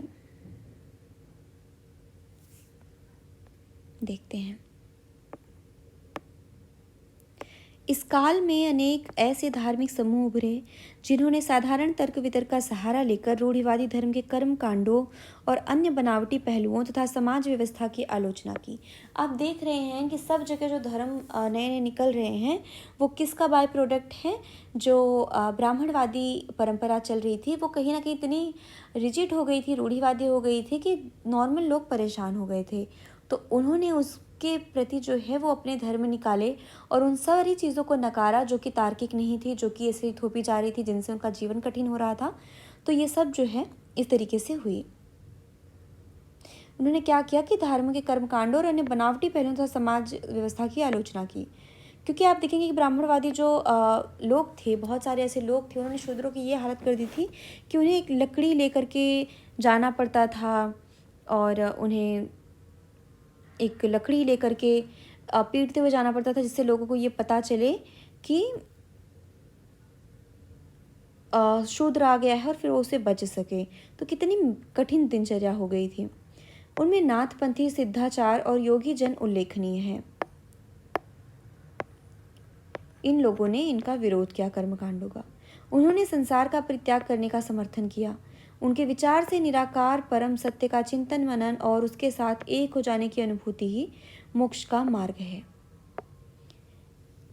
इसके लिए उन्होंने योगासन प्राणायाम और चिंतन मनन जैसी क्रियाओं के माध्यम से मन एवं शरीर को कठोर प्रशिक्षण देने की आवश्यकता पर बल दिया। ये समूह खास तौर पर नीचे कही जाने वाली जातियों में बहुत लोकप्रिय हुए। उनके द्वारा की गई रूढ़िवादी धर्म की आलोचना ने भक्ति मार्गीय धर्म के लिए आधार तैयार किया, जो आगे चलकर उत्तरी भारत में लोकप्रिय शक्ति बना। कि इन्होंने ये जो नाथ परंपरा और ये जो सिद्ध और योगी परंपरा आई कि अपने आप को संसार से अलग करना, अपने आप को प्राणायाम, चिंतन मनन और सब कठिन परिश्रम करना, प्रशिक्षण देना शरीर को, तो ये सब ही जो है लोकप्रिय हुए। ये सब जो भी नीची जाति कहने वाले तथाकथित जो लोग थे, उन सब में ये बड़ा लोकप्रिय हुआ, क्योंकि ये ब्राह्मणों को चुनौती देने वाला था। तो आगे चल के इसी पर यहीं से जो है भक्ति मार्ग के जो धर्म निकला, जो एक आंदोलन निकला भक्ति मार्ग का, वो उसका आधार जो है नाथ पंथ और ये सब सिद्ध पंथ, योगी पंथ बने। अब देखते हैं कि कई भक्ति के और भी कई रूप चल रहे थे दूसरे धर्मों में भी, क्योंकि इस्लाम एंटर कर चुका था, इस्लाम आ चुका था। आपने देखा था कि इस्लाम किस तरीके से आया था, शिया क्या थे, सुन्नी क्या थे, शिया किनको मानते थे, सुन्नी किनको मानते थे। तो ये अब आप पिछले चैप्टर में पढ़ चुके हैं। अगर आपने पिछले चैप्टर्स नहीं पढ़े हैं तो मैं बार बार बोलूँगी कि आप प्लेलिस्ट डिस्क्रिप्शन में मैं डाल दूँगी, आप जा कर के वहाँ से चैप्टर कंप्लीट करिए। इस्लाम और सूफी मत। संतों और सूफियों में बहुत अधिक समानता थी, यहाँ तक कि यह भी माना जाता है कि उन्होंने आपस में कई विचारों का आदान प्रदान किया और अपनाया। यानी कि जो संतों और सूफियों में बहुत समानता थी। जो हिंदू संत हैं और जो सूफ़ी हैं, सूफ़ी जो मोस्टली इस्लाम के साइड से आते हैं, वे धर्म सूफ़ी मुसलमान जो थे वो रहस्यवादी थे। अब ये रहस्यवादी क्या है, और एक तो ये मुस्लिम थे और दूसरे ये रहस्यवादी थे। आगे आगे चल के होगा, एक्सप्लेन होगा। तो जैसे से एनसीईआरटी एक्सप्लेन करेगी आप वैसे ही समझिए। अब मैं यहाँ पे सारा रहस्यवाद और मुस्लिम कैसे थे सूफी संत को एक्सप्लेन करने बैठूंगी तो 2 घंटे लग जाएंगे, और जिस तरीके से एनसीईआरटी बताएगी उस तरीके से आप जानेंगे तो आप खुद ही साथ साथ में जानते चलेंगे। वे धर्म के बाहरी आडंबरों को अस्वीकार करते हुए ईश्वर के प्रति प्रेम और भक्ति तथा सभी मनुष्यों के प्रति दया भाव रखने पर बल देते थे। तो इनका भी कॉन्सेप्ट वही था। इन्होंने भी आडंबरों को अस्वीकार किया, मनुष्यों के प्रति प्रेम और दया भावना रखने पर इन्होंने बल दिया, ईश्वर के प्रति प्रेम पर बल दिया। इस्लाम ने एक ईश्वरवाद यानी कि एक अल्लाह के प्रति पूर्ण समर्पण का दृढ़ता से प्रचार किया। इस्लाम ने क्या कहा कि एक ही ईश्वर को मानने का कॉन्सेप्ट रखा। और 8वीं और 9वीं शताब्दी में धार्मिक विद्वानों ने पवित्र कानून शरिया और इस्लामिक धर्मशास्त्र के विभिन्न पहलुओं को विकसित किया। शरिया जो कानून आता है मुस्लिमों में, इस्लाम में चलता है, वो कब आया? वो 8वीं और 9वीं शताब्दी में पवित्र कानून के नाम से आया, जिसे हम क्या बोलते हैं? शरिया बोलते हैं। ठीक है। इस्लाम धीरे धीरे और जटिल होता गया, जबकि सूफियों ने एक अलग रास्ता दिखाया जो ईश्वर के प्रति व्यक्तिगत समर्पण पर बल दिया। सूफी लोगों ने मुस्लिम धार्मिक विद्वानों द्वारा निर्धारित विशद कर्मकांड और आचार संहिता को बहुत कुछ अस्वीकार कर दिया। वे ईश्वर के साथ ठीक उसी प्रकार जुड़े रहना चाहते थे जिस प्रकार एक प्रेमी दुनिया की परवाह किए बिना अपनी प्रियतमा के साथ जुड़े रहना चाहता है। तो देखते हैं सूफी लोगों ने क्या किया। सूफी लोग मुस्लिम से ही जुड़े हुए थे, इन दोनों के जो विचार थे वो मुस्लिम ही थे, सूफी लोग भी, लेकिन इनकी जो धारा है वो अलग हो गई। किस तरीके से अलग हो गई कि इन्होंने जो मुस्लिम धर्म जो धीरे धीरे जटिल और होता गया, उनको इन्होंने अस्वीकार कर दिया, क्योंकि उसमें भी जो कुछ नियम ऐसे बन गए जो कि कर्मकांड और रूढ़िवादिता के जैसे थे, तो सूफियों ने उन्हें अस्वीकार कर दिया और अपनी एक अलग ही चीज़ बनाई, भक्ति परंपरा बनाई। ठीक वैसे जैसे हिंदू संत भी अपना भक्ति का भाव रख रहे थे, दास भावना में भक्ति कर रहे थे, उसी तरीके से। तो ये भगवान को किस तरीके से पूजना चाहते थे? जैसे एक प्रेमी दुनिया की परवाह किए बिना प्रियतमा के साथ जुड़े रहना चाहता है। ये दास भावना से भक्ति नहीं कर रहे हैं। दास भावना से भक्ति यहाँ पे चल रही थी। यहाँ पर भक्ति प्रश्न उत्तर के रूप में चल रही है, ईश्वर से सवाल के रूप में चल रही है। उनका पुत्र ईश्वर को अपने ऊपर मानने वाला और अपनी सभी स्थितियों का जिम्मेदार माना यहाँ के दक्कन के संप्रदायों ने। पर यहाँ का जो संप्रदाय था इसने अपने आप को दास माना, ईश्वर के अधीन माना। अब जो सूफी संत हैं, जो नॉर्थ साइड में सूफी संत यहाँ पे सब आएंगे, तो ये सब जो संत हैं वो अपने आप को ईश्वर के प्रेमी को, ईश्वर को प्रेमी के रूप में मान रहे हैं, मतलब ईश्वर को एक स्त्री के रूप में मान रहे हैं, बिलव्ड के रूप में प्रेमिका के रूप में मान रहे हैं और खुद उसके प्रेमी बने हैं। संत कवियों की तरह सूफी लोग भी अपनी भावनाओं को व्यक्त करने के लिए काव्य रचना किया करते थे।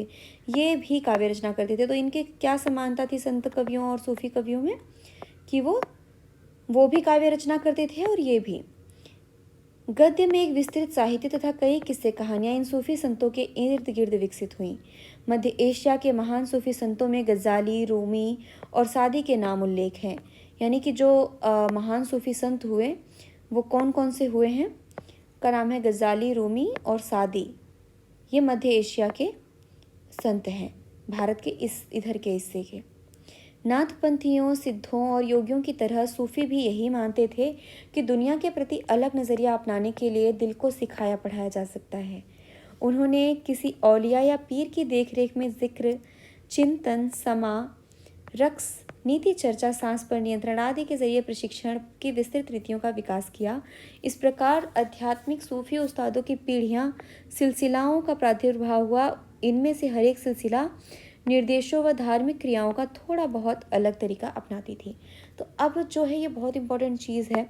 आप आगे चल के आपने देखा होगा, अगर आपने यूपीएससी का पढ़ा भी है तो, नहीं भी पढ़ा तो आप इस बात को समझिए कि जो इनकी जो परंपरा थी वो क्या थी, कि इन्होंने किसी औलिया या पीर को उनकी देख रेख में, मतलब जैसे किसी भी एक संत की देख रेख में जो भी है में जिक्र का मतलब है कि नाम जप करना। जैसे हम आज नाम जप करते हैं किसी संत की देख रेख में, किसी को गुरु मान लेते हैं, गुरु दक्षिणा ले लेते हैं, वैसे ही वहाँ पे भी किसी औलिया या पीर की बात है, वहाँ पे जिक्र करना यानी कि नाम जप करना। चिंतन, समा यानी कि गाना गाना और चिंतन करना। रक्स यानी कि नृत्य करना, नाचना गाना, ये सब चीज़ें करके। नीति चर्चा, सांस पर नियंत्रण का काम से योग के जरिए। तो ये सब चीज़ों को करके ये क्या करते थे, ये अपने आप को, दिल को सिखाते पढ़ाते थे कि वो दुनिया के प्रति एक अलग नज़रिया अपना सके, दुनिया को अलग भाव से देख सके और उसके लिए एक अच्छा नज़रिया अपना सके। तो इस प्रकार जो आध्यात्मिक सूफी उस्तादों की पीढ़ियों,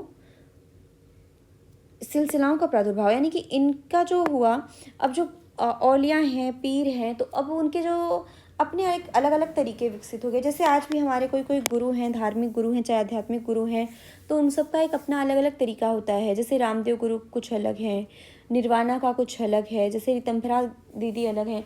तो सबका कुछ अपना एक अलग अलग चीज़ होता है जिसमें उनकी कुछ अलग टेक्निक्स होती हैं। तो उसी तरीके से जो सूफ़ी उस्ताद होने लगे, पीर या औलिया होने लगे, उनका क्या चलने लगा, उनका सिलसिला उनको कहा जाने लगा। तो उसमें क्या हुआ, हर एक सिलसिला निर्देशों व धार्मिक क्रियाओं का थोड़ा बहुत अलग तरीका अपनाती थी। तो अब सिलसिला हम देखेंगे, हम आगे चल के देखेंगे कि कैसे कुछ अलग अलग सूफी संत अपना एक अलग अलग सिलसिला उनके नाम से चल रहा है। तो अगर अब सिलसिले की बात होगी तो आप समझेंगे कि ये किसी सूफी संत का कोई एक तरीका है, कोई उनका एक समझ लीजिए कि वो सेंटर है, वो कुछ ऐसा चला रहे हैं, कुछ अपना एक धार्मिक परंपरा चला रहे हैं। जैसे कि आज कुछ भी चलते हैं, जैसे कि आज शिव चर्चा होने लगती है, स्वामी नारायण अपना अलग चल रहे होते हैं, तो ये सब वैसे ही हैं सिलसिला भी। आनंदित सूफी। कश्मीर में 15वीं एवं 16वीं सदियों में सूफीवाद के ऋषि पंथ का उदय हुआ। इस पंथ की स्थापना शेख नरुद्दीन वली, जिन्हें नंद ऋषि के नाम से भी जाना जाता है, ने की, और जिसने कश्मीर के लोगों के जीवन पर गहरा प्रभाव डाला है। ऋषि संतों को समर्पित कई स्मारक कश्मीर के कई भागों में पाए जाते हैं।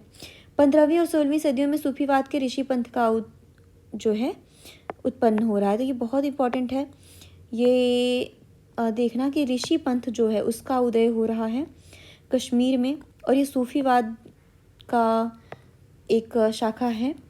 शेख नूरुद्दीन वली ने किया है, जिन्हें नंद ऋषि के नाम से जाना जाता है। ये सूफ़ी हैं लेकिन इन्होंने ऋषि का नाम अपनाया है और ये कश्मीर में है। तो ये अपने आप में एक यूनिक है और बॉक्स में दिया हुआ है, तो बहुत ध्यान से पढ़ लीजिएगा। चित्र किस चीज़ का है, यही आनंदित सूफ़ी का है। ये सूफ़ी किस तरीके से आनंद हैं, कोई नाच रहे हैं, कोई गा रहे हैं, सब अपना मिल करके कुछ देखिए किस तरीके से मग्न हो करके गा रहे हैं, अलग अलग तरीके के वाद्य यंत्र बजा रहे हैं ये। तो इस तरीके से ये भगवान में खो जाते थे।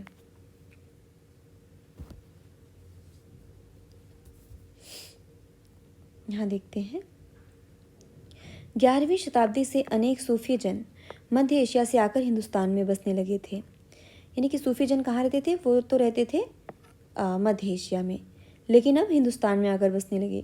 दिल्ली सल्तनत की स्थापना के साथ यह प्रक्रिया उस समय और भी मजबूत हो गई जब उपमहाद्वीप में सर्वत्र बड़े बड़े अनेक सूफी केंद्र विकसित हो गए। अब दिल्ली सल्तनत, यहाँ पे तो सल्तनत चल रही थी, आप 11वीं-12वीं सदी से देखेंगे तो यहाँ पे जो सूफी संत आए, इधर से जो संत आए वो इधर पे आए, दिल्ली सल्तनत में उपमहाद्वीप में आकर के बसने लगे और इनके केंद्र विकसित होने लगे। चिश्ती सिलसिला, अब आपको एक नाम देखने को मिलेगा कि चिश्ती सिलसिला क्या है। अगर सिलसिला आ रहा है तो ये कहीं ना कहीं सूफी संत हैं, इनका कुछ अपना टेक्निक है।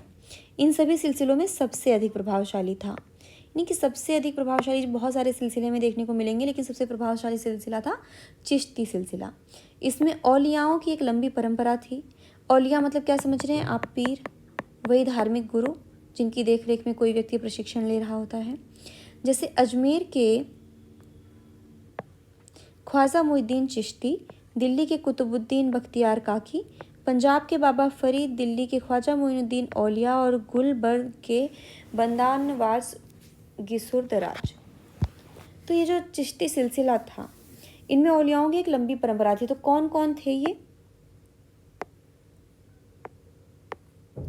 ये थे अजमेर के ख्वाजा मुइनुद्दीन चिश्ती, दिल्ली के कुतुबुद्दीन बख्तियार काकी, पंजाब के बाबा फरीद, दिल्ली के ख्वाजा निजामुद्दीन औलिया और गुलबर्ग के बंदा नवाज गिसुरदराज। मतलब इनके कई सारे केंद्र होंगे, तो उनमें अलग अलग धर्मगुरुओं की भी ज़रूरत पड़ती होगी, ताकि एक ही सेंटर पे अब एक ही जन तो सबको शिक्षा दे नहीं पाएंगे, बहुत सारे। और यहाँ पे चित्र में आपने देखा भी कि कितने सारे लोग हैं यहाँ पे, तो वैसे ही उतने सारे प्रशिक्षणकर्ताओं की भी ज़रूरत पड़ेगी। तो ये सब औलिया वगैरह हैं। सूफी संत अपने खानकाहों में विशेष बैठकों का आयोजन करते थे। अब खानकाह क्या है? खानकाह यूपीएससी में पूछा गया है वर्ड है। तो खानकाह क्या है? ये सूफी संतों का बैठकों का आयोजन यहाँ पे होता था। सभी प्रकार के भक्तगण, जिनमें शाही घरानों के लोग तथा अभिजात और आम लोग भी शामिल होते थे।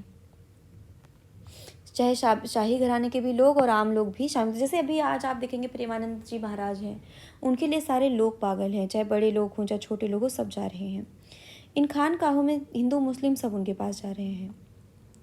इन खानकाहों में आते थे, वे आध्यात्मिक विषयों पर चर्चा करते थे, अपनी दुनियादारी की समस्याओं को सुलझाने के लिए संतों से आशीर्वाद मांगते थे, अथवा संगीत तथा नृत्य के जलसों में ही शामिल होकर चले जाते थे। तो सेम वैसे ही जैसे आज आप देख सकते हैं जो संत परंपरा चल रही है, कथावाचकों की परंपरा चल रही है, सेम वैसे ही आप रिलेट कर सकते हैं। अक्सर लोग यह समझते थे कि सूफी औलियाओं के पास चमत्कारिक शक्तियाँ होती हैं, जिनसे आम लोगों की बीमारियों और तकलीफ़ों से छुटकारा मिल सकता है।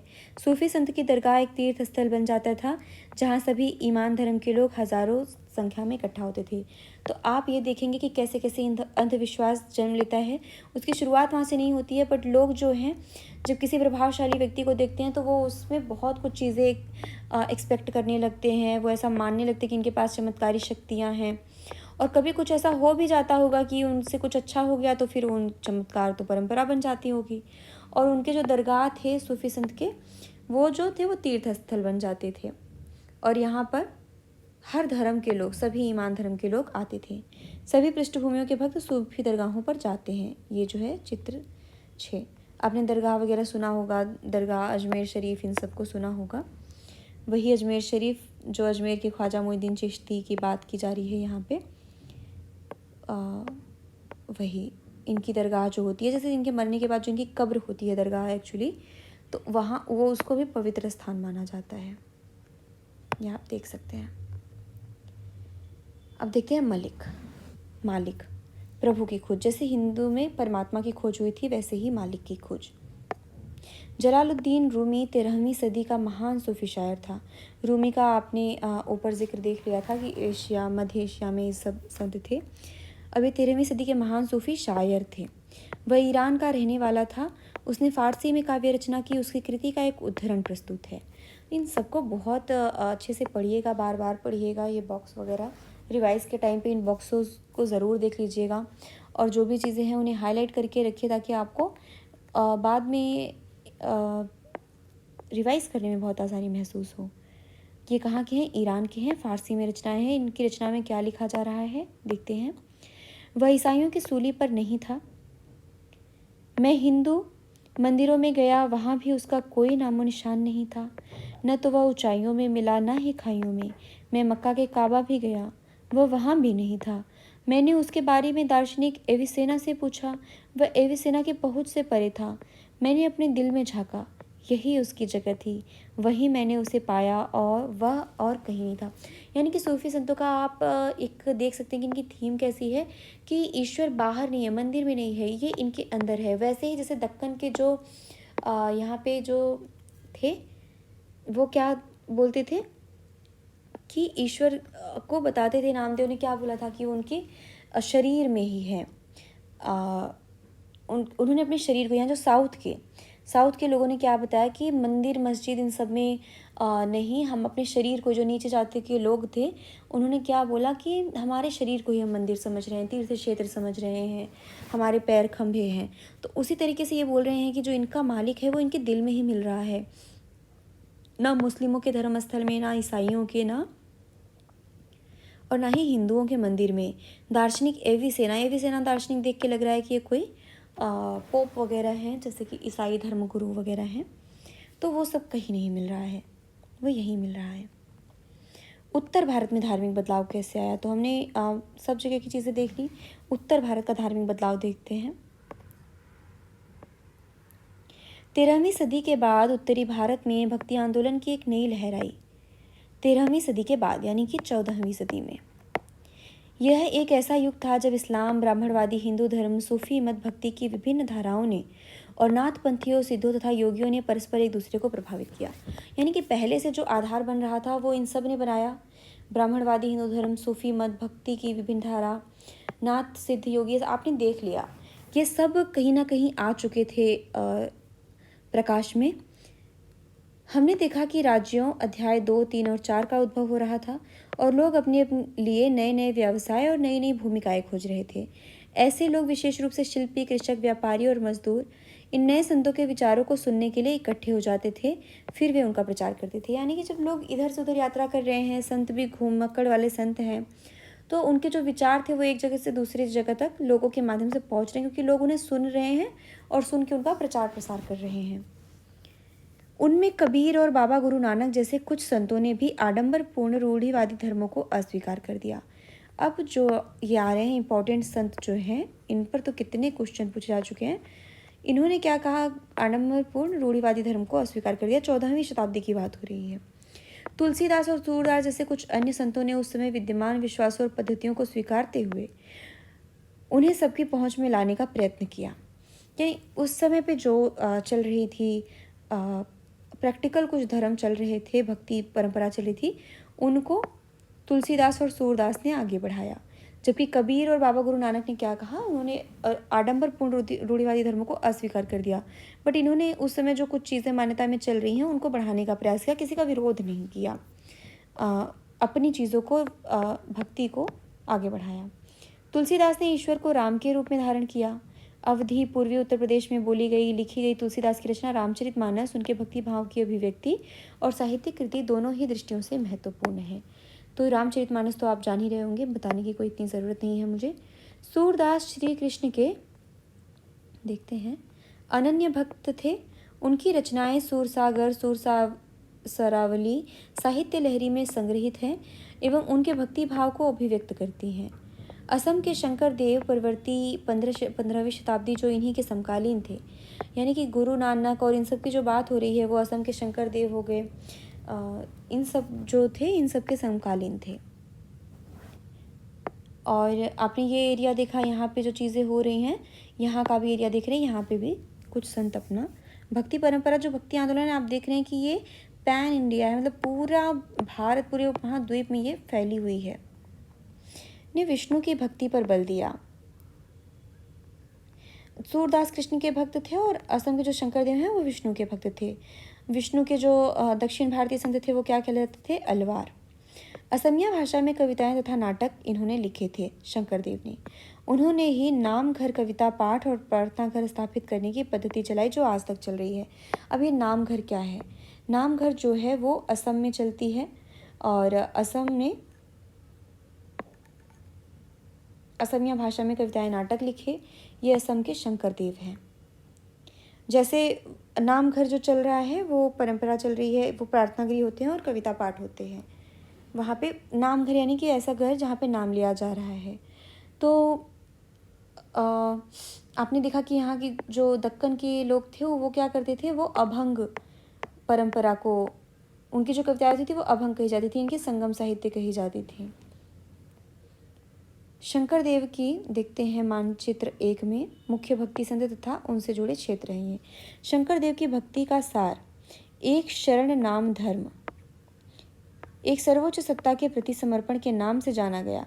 एक शरण नाम धर्म यानी इसको क्या बोला गया, शंकर देव की भक्ति के सार को क्या बोला गया, एक शरण नाम धर्म। इसको नोट कर लीजिएगा, एक शरण नाम धर्म। वैसे जैसे वारकारी संप्रदाय आया यहाँ के विट्ठल परंपरा को लेकर के पंढरपुर में, जो यहाँ के दक्कन के जो संत थे उन्होंने वारकारी परंपरा को चालू किया था, वीर शैव चालू किया था कर्नाटक के लोगों ने। तो वैसे ही यहाँ पे शंकर देव ने जो चालू किया धर्म, उनका नाम था एक शरण नाम धर्म, एक सर्वोच्च सत्ता के प्रति समर्पण के नाम से जाना गया। शंकर देव की शिक्षाएं भगवद गीता तथा भागवत पुराण पर आधारित हैं, यानी कि हिंदू परंपरा से ही आधारित है। आपने देखा भी था क्या, होम साम्राज्य में जो शिव सिंह थे उन्होंने हिंदू धर्म को अपना लिया था, और यहाँ का जो धार्मिक रीजनल धर्म था वो कहीं ना कहीं बहुत छोटे पैमाने पे पहुंच गया था, और यहाँ पे हिंदू धर्म जो है आ गया था। पिछले चैप्टर में ही आपने देखा था। उन्होंने ज्ञान के प्रसार के लिए सत्र या मठों की स्थापना को प्रोत्साहित किया। उनकी प्रमुख रचना में कीर्तन घोष शामिल है। तो इनकी जो रचना है प्रमुख वो है कीर्तन घोष। ऊपर अभी हमने कोई चित्र छोड़ा हुआ है, देखते हैं। चित्र जो 7 है, चैतन्य देव 16वीं शताब्दी के बंगाल के एक भक्ति संत चैतन्य महाप्रभु का आपने नाम सुना होगा। और ये सब किसके समकालीन है, ये सब तुलसीदास, कबीरदास, इन सबके समकालीन है चैतन्य महाप्रभु। इन्होंने कृष्ण राधा के प्रति निष्काम भक्ति भाव का उपदेश दिया, कि कृष्ण राधा के प्रति बोल रहे हैं। चित्र में आप उनके अनुयायियों के एक समूह को आनंद में नाचते गाते हुए देख सकते हैं। इस तरीके से थे भक्ति संत भी, नाचते गाते हुए चल रहे हैं। आगे देखते हैं। इस परंपरा में दादू दयाल, रविदास और मीराबाई जैसे संत भी शामिल थे। अब इनका भी जो नाम है, दादू दयाल, रविदास और मीराबाई जैसे संत, तो इनका भी बहुत फेमस नाम है। और ये कब थे, इनका किसके समकालीन थे, ये सब यूपीएससी इनको पूछती है, बहुत फ्रिक्वेंटली पूछती है। मीराबाई एक राजपूत राजकुमारी थी। उनका विवाह 16वीं शताब्दी में मेवाड़ के एक राजसी घराने में हुआ था। मीराबाई रविदास, जो अस्पृश्य जाति के माने जाते थे, की अनुयायी बन गई। यानी कि इनके धर्मगुरु कौन थे, रविदास। जबकि वो अस्पृश्य जाति के थे, मीराबाई उच्च जाति की थी, राजकुमारी थी, राजपूत थी, फिर भी वो उनकी अनुयायी बनी। यानी भक्ति ने बहुत ही ऐसे काम किए कि लोगों के बीच से ऊंच नीच की भावना को ख़त्म किया। वे कृष्ण के प्रति समर्पित थी और उन्होंने अपने गहरे भक्ति भाव को कई भजनों में अभिव्यक्त किया है। ये जो बोलती थी, भक्ति के जो लिखे गए, उत्तर भारत में जो चीज़ें लिखी गई, जो ग्रंथ लिखे गए, जो भक्ति की रचनाएं की गई, काव्य रचनाएं की गई, उन्हें भजन, पद, साखी, ये सब बोला जाता था। उनके गीतों ने उच्च जातियों के रीतियों नियमों को खुली चुनौती दी तथा ये गीत राजस्थान व गुजरात के जनसाधारण में बहुत लोकप्रिय हुए। इन संतों में से अधिकांश का विशिष्ट अभिलक्षण यह है कि इनकी कृतियाँ क्षेत्रीय भाषाओं में रची गई और उन्हें आसानी से गाया जा सकता था, इसलिए यह बेहद लोकप्रिय हुई और पीढ़ी दर पीढ़ी मौखिक रूप से चलती रही। प्रायः इन गीतों के प्रसारण में सर्वाधिक निर्धन, सर्वाधिक वंचित समुदाय और महिलाओं की भूमिका रही है। प्रसारण के इस प्रक्रिया में सभी लोग अक्सर अपने अनुभव भी जोड़ देते थे। इस तरह आज मिलने वाले गीत संतों की रचनाएं तो है ही, साथ ही उन पीढ़ियों के लोगों की रचनाएं मानी जा सकती हैं जो उन्हें गाया करते थे। वे हमारी जीती जागती जन संस्कृति का अंग बन गई। यानी कि वही चीज़ें कि जब लोग उन्हें गाते हैं तो अपनी चीज़ें भी जोड़ते हुए चलते हैं, तो वो सब चीज़ें थी। भक्ति संतों का एक महत्वपूर्ण योगदान संगीत के विकास में भी था। यानी कि अब जो ये गा रहे हैं, नाच रहे हैं और भक्ति काव्य लिख रहे हैं, रचना कर रहे हैं, तो संगीत का भी विकास हो रहा है। आप देख रहे हैं कि कोई भी ऐसी नहीं है, पूरी सभ्यता का विकास होता है, धीरे धीरे पूरी सभ्यता में परिवर्तन आता है और एक चीज़ से दूसरी चीज़ें कैसे कनेक्टेड रहती हैं, कैसे मंदिर एक दूसरे से कनेक्टेड थे, भक्ति से धर्म कनेक्टेड हुआ, दर्शन कनेक्टेड हुआ और आम जन कनेक्टेड हुआ, रोज जो शासन है वो कैसे कनेक्ट हो रहा है और साथ में संगीत और ये सब की परंपरा, खान पान भी कैसे, रहन सहन भी कनेक्ट हो रहा है। धर्म जो है वो बहुत बड़ी चीज़ है। बंगाल के जयदेव ने संस्कृत में गीत गोविंद की रचना की। कि बंगाल, यहाँ पे जयदेव हैं, चैतन्य महाप्रभु भी यहीं के थे और जयदेव भी यहीं के थे। इन्होंने गीत गोविंद की रचना की, जिसमें हर गीत एक विशेष राग और ताल में रचित है। हर गीत का कोई एक अलग राग है। संगीत पर इन संतों का एक महत्वपूर्ण प्रभाव भजन, कीर्तन, अभंग का प्रयोग था। इन गीतों ने जो मनोभाव, अभंग आप याद कर पा रहे होंगे, दक्कन के जो यहाँ के लिखे थे संतों ने, उनकी एक रचनाओं को कहा जाता था, जो मनोभावात्मक अनुभवों पर बल देते हैं, को जनमानस को ज़्यादा आकर्षित किया। अब देखते हैं राणा के राजमहल से परे, मीराबाई के द्वारा रचित एक जो गीत है, क्या है? लोक लाज कुलरा मर्यादा, जगमा जिकड़ा राख्यारी, महल अटारी हम सब त्यागे, त्याग्यो थारो बसनो शहर, राणा जी थे क्यानो राखो, मासू बैर बिखरो प्यालो, राणा भेजा पीवा मीरा हासारी, बार न बाको भयो गरल अमृत जो पियो, राणा थे क्याने राखो मासू बैर, क्या नहीं राखो मासू बैर।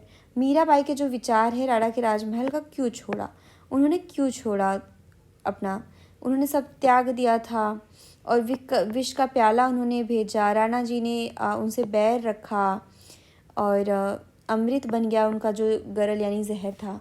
तो ये जो चीज़ें थी, इस तरीके के भाव थे। मीराबाई के ऊपर अच्छे उनके नहीं थे, राणा उनके जो शासन वगैरह उनमें मीराबाई नहीं कनेक्ट कर पाई। और आप इनकी कहानी जानते होंगे, ये कृष्ण जी को पति के रूप में पूजती थी और किस तरीके से ये उस टाइम पे उस सिस्टम का विद्रोह करके ये भक्ति परंपरा की संत बन गई। ये चैप्टर थोड़ा बड़ा है। कबीर नज़दीक से एक नज़र, कबीर के बारे में देखते हैं। कबीर संभवतः 15वीं-16वीं सदी में हुए। वे एक अत्यधिक प्रभावशाली संत थे। उनका पालन पोषण बनारस में या उसके आसपास के एक मुसलमान जुलाहा यानी बुनकर परिवार में हुआ था। उनके जीवन के बारे में हमारे पास बहुत कम विश्वसनीय जानकारी है। हमें उनके विचारों की जानकारी उनकी साखियों और पदों के विशाल संग्रह से मिलती है, जिनके बारे में यह कहा जाता है कि उनकी रचना तो कबीर ने की थी, परंतु ये घुमंतु भजन गायकों द्वारा गाए जाते थे। इनमें से कुछ भजन गुरु ग्रंथ साहब, पंचवाड़ी और बीजक में संग्रहित और सुरक्षित हैं। यानी कि देखेंगे कि आप जो गुरु नानक का ग्रंथ है वो भी कैसे संतों की जो भी चीज़ें हैं वो एक दूसरे से जुड़ी हुई हैं और उनके जो पद हैं वो साखी और पद हैं जो ये बोलते थे। सच्चे प्रभु की खोज में कबीर की यह है एक रचना, इसको भी पढ़ लेते हैं। अलह राम जियो तेरे नाई, बंदे ऊपर मिहिर करो मेरे साई, क्याले माटी भुइसो मारे, क्या जल देह नवावे, जो करे मस्कीन सतावे, गुण ही रहे छिपाए, ब्राह्मण व्यासी करे 24 काजी मरहम जान, 11 माह से जुदे क्यों जिए, क्यों किए एक ही माही समान, पूर्वी दिशा हरि का बासा, पश्चिम अल्लाह मुकाम। पूर्व दिशा में हरि बस रहे हैं और पश्चिम में अल्लाह का मुकाम है, यानी पश्चिम से इस्लाम आया था। दिल की ही खोज दिले भीतर यह राम रहमान, ये भी वही बात कर रहे हैं कि भगवान जो राम रहमान जो है, रहमान यानी मुस्लिम और राम यानी हिंदू, इन सब की खोज जो है वो दिल के भीतर है और कहीं नहीं। करघे पर काम करते हुए कबीर हैं। इन दोहों में दिए गए विचार किस रूप में बसवन्ना और जलालुद्दीन रूमी के विचारों से समानता खाते हैं। बसवन्ना का आपने देखा था, उन्होंने बोला था कि हमारा शरीर ही तीर्थ है, मंदिर है, सब कुछ है। और जलालुद्दीन रूमी ने भी वही बोला था कि हमारा जो ईश्वर है वो दिल के अंदर ही जब झाँका तो पाया, और वो भी वही बता रहे हैं। सबकी अपनी अपनी भाषा है। तो कबीर के बारे में बहुत कुछ चीज़ें आप जानते होंगे, तो मैं बहुत ज़्यादा नहीं इस पर एक्सप्लेन कर रही हूँ। कबीर के उपदेश प्रमुख धार्मिक परंपराओं की एक पूर्ण एवं प्रखंड अस्वीकृति पर आधारित थे। उनके उपदेशों में ब्राह्मणवादी हिंदू धर्म और इस्लाम दोनों की बाह्य आडंबरपूर्ण पूजा के सूफी रूपों का मजाक उड़ाया गया है। उनके काव्य की भाषा बोलचाल की हिंदी थी, जो आम आदमियों द्वारा आसानी से समझी जा सकती थी। उन्होंने कभी कभी रहस्यमयी भाषा का भी प्रयोग किया, जिसे समझना कठिन होता है। यानी कि रहस्यमयी भाषा, आप समझ रहे हैं, रहस्यवाद जो चल रहा था वो कहाँ चल रहा था, वो सूफी संत वगैरह चला रहे थे। कबीर निराकार परमेश्वर की में विश्वास रखते थे, ये साकार में नहीं, जबकि जैसे आप जानेंगे कि तुलसीदास, सूरदास ये साकार भगवान की पूजा करते थे, कृष्ण राम इनकी। और उन्होंने यह उपदेश दिया कि भक्ति के माध्यम से ही मोक्ष यानी मुक्ति प्राप्त हो सकती है। हिंदू तथा मुसलमान दोनों लोगों उनके अनुयायी हो गए। बाबा गुरु नानक नज़दीक से एक नगर। इन्होंने भी भक्ति को ही बोला। अभी तक ज्ञान के मार्ग को शंकराचार्य ने ही बोला है। बाबा गुरु नानक के बारे में देखते हैं। कबीर की अपेक्षा बाबा गुरु नानक 1469 से 1539 के बारे में हम कहीं अधिक जानते हैं। बाबा गुरु नानक के बारे में कुछ हमें मिला होगा अच्छे से लिखित साक्ष्य। तलवंडी जो कि पाकिस्तान में ननकाना साहब में जन्म लेने वाले बाबा गुरु नानक ने करतारपुर रावी नदी के तट पर डेरा बाबा नानक में एक केंद्र स्थापित करने से पहले कई यात्राएं की। अब अभी आपने रिसेंट में देखा होगा कि ननकाना साहब और करतारपुर में रावी नदी के तट पर जो डेरा बाबा नानक है, इन सब जगहों पर जो है वो सरकारी योजनाएं चल रही थी, सर्किट वगैरह बन रहे थे। तो ये सिखों का बहुत पावन स्थल माना जाता है। वो यहाँ की यात्रा करते हैं, पाकिस्तान की भी यात्रा करते हैं। तो इसको बहुत ध्यान से आपको समझना है, याद करना है, ध्यान में बस रखना है। उन्होंने अपने अनुयायियों के लिए करतारपुर में एक नियमित उपासना पद्धति बनाई।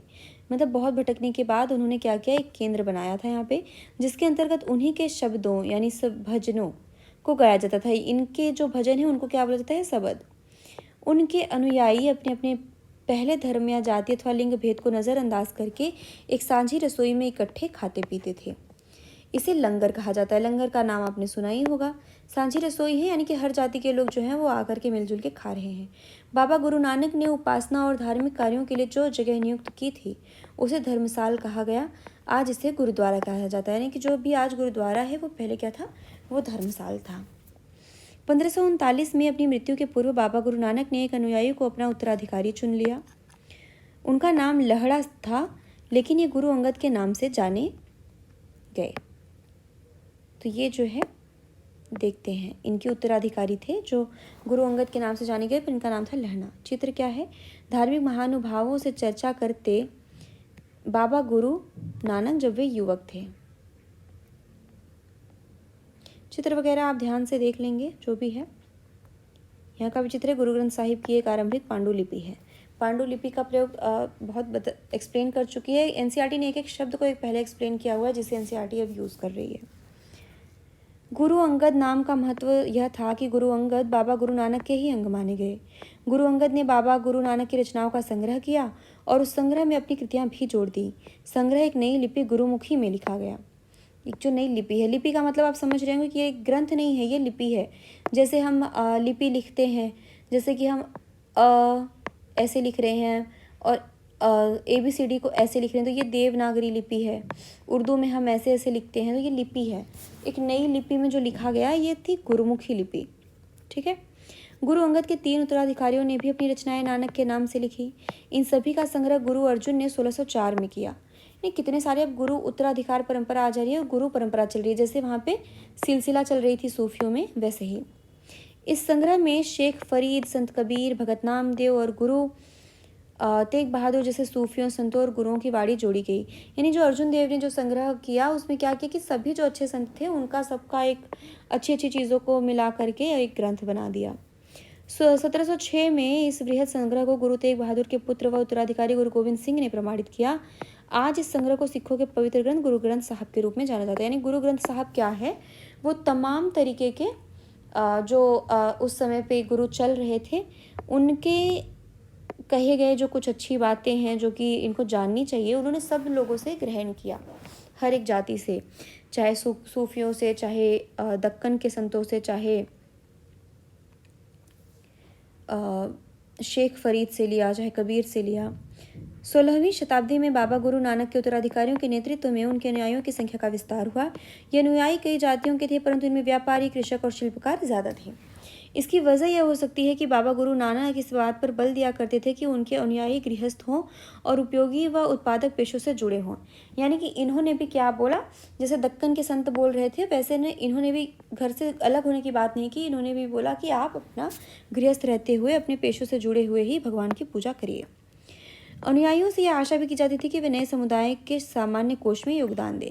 यानी कि जो धार्मिक समुदाय था उसका एक कोष बना हुआ था, यानी कि ट्रेजरी बनी हुई थी, उसमें व्यापारियों से इन सब से बोला जाता था कि आप उनमें कुछ योगदान देंगे। दान वगैरह की परंपरा पहले से ही चल रही है मंदिरों में, आपने देखा था। 17वीं शताब्दी के प्रारंभ से केंद्रीय गुरुद्वारा हरमंदिर साहब स्वर्ण मंदिर के आसपास रामदासपुर शहर अमृतसर विकसित होने लगा। यानी अमृतसर का नाम क्या था पहले? रामदासपुर। और यहाँ पे जो स्वर्ण मंदिर है उसे पहले क्या बोलते थे? हरमंदिर साहब। तो यहाँ पे ही ऐसे विकास हुआ क्योंकि यहाँ पे ही जो जमावड़ा होता था लोगों का, यहीं पर केंद्र था। आधुनिक इतिहासकार इस युग के सिख समुदाय को राज्य के अंतर्गत राज्य मानते हैं। इस युग के सिख समुदाय को, यानी कि जो इस समय जो रामदासपुर अमृतसर में चल रहा था वो राज्य के अंतर्गत एक राज्य चल रहा था, क्योंकि यहाँ पे कोष वगैरह है, तो एक अपनी ही एक अलग सिस्टम चला रहे थे ये स्वर्ण मंदिर गुरुद्वारा से, हरमंदिर साहब से। मुगल सम्राट जहांगीर इस समुदाय को एक संभावित खतरा मानता था, यानी कि यहाँ के जो लोग इतने एकजुट थे, इनका शासन चलता था कि वहाँ इनको एक खतरा माना जाता था। उसने 1606 में गुरु अर्जुन को मृत्युदंड देने का आदेश दिया। गुरु अर्जुन आप देख रहे हैं ना, जिन्होंने संग्रह किया, उनको जहांगीर ने मृत्युदंड देने का आदेश दे दिया। उन्हें इतना खतरा हो गया था इन संतों से। 17वीं शताब्दी में सिख आंदोलन का राजनीतिकरण शुरू हुआ। अब राजनीति धर्म में प्रवेश करने लगी। आज भी जो धार्मिक संत चल रहे हैं, बहुत सारे संत ऐसे हैं जो धर्म से जुड़े हुए हैं और जो राजनीति में आ रहे हैं, तो वैसे ही जिसका दूरगामी परिणाम यह हुआ कि 1699 में गुरु गोविंद सिंह ने खालसा की संस्था का निर्माण किया। अब खालसा पंथ जो है उसका निर्माण कैसे हुआ? क्योंकि राजनीतिकरण हुआ, तो ये जो पंथ है वो राजनीति से रिलेटेड है, और गुरु गोविंद सिंह ने खालसा संस्था का निर्माण किया। खालसा पंथ के नाम से जाना जाने वाला सिख समुदाय अब एक राजनीतिक सत्ता बन गया। अब ये राजनीति भी कर रहे हैं। 16वीं और 17वीं शताब्दियों की बदलती हुई ऐतिहासिक परिस्थितियों ने सिख गुरु आंदोलन के विकास को प्रभावित किया।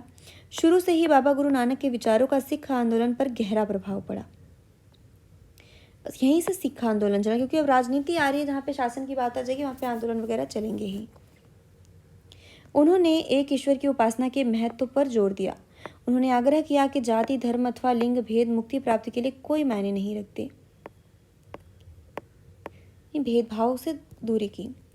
उनके लिए मुक्ति किसी निष्क्रिय आनंद की स्थिति नहीं थी, बल्कि सक्रिय जीवन व्यतीत करने के साथ साथ सामाजिक प्रतिबद्धता की निरंतर कोशिशों में ही निहित थी। यानी इनका जो मोक्ष का मतलब था वो क्या था?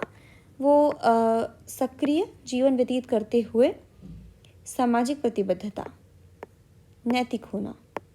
अपने उपदेश के सार को व्यक्त करने के लिए उन्होंने 3 शब्दों का प्रयोग किया: नाम, दान और स्नान।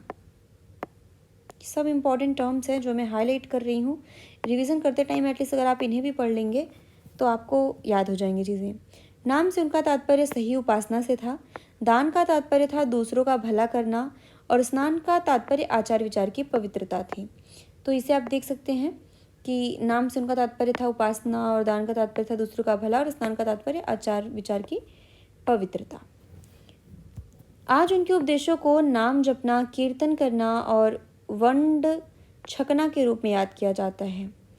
यानी कि अब उसका जो नाम चेंज हुआ है वो क्या है? नाम जपना, कीर्त करना, वंड छकना। ये अवधारणाएं भी उचित विश्वास और उपासना, ईमानदारी पूर्ण निर्वाह और संसाधनों को मिल बांटकर प्रयोग करना, यानी कि दूसरों की मदद के महत्व को रेखांकित करती हैं। इस तरह बाबा गुरु नानक के समानता के विचारों के सामाजिक राजनीतिक मायने थे। शायद इसी बात से हमें बाबा गुरु नानक और उनके अनुयायियों के इतिहास और कबीर, रविदास एवं दादू जैसे संतों और उनके अनुयायियों जिनके विचार बाबा गुरु नानक के विचारों के काफ़ी करीब थे, के इतिहास में फ़र्क को समझने में मदद मिलती है। कल्पना करना है आपको कि आप एक बैठक में भाग ले रहे हैं जहां एक संत जाति व्यवस्था पर चर्चा कर रहे हैं। इस बातचीत का वर्णन करें। ये सब आपको कल्पना करना है। एनसीईआरटी जो जो करने बोलती है ना वो करते जाइए, आप खुद ही सारी चीज़ों से कनेक्ट करने लगेंगे। वीर शैव अगर आपको याद नहीं है तो आप वापस से रिवीजन पे जाके देख सकते हैं। भक्ति क्या है, सूफी क्या है, खानका क्या है। खानका तो आपको याद होना चाहिए। तो ये सारी चीज़ें अगर नहीं याद है तो वापस से पीछे वीडियो में बैकवर्ड जाइए और चीज़ों को वापस से देख लीजिए। निम्नलिखित में मेल बैठाएं।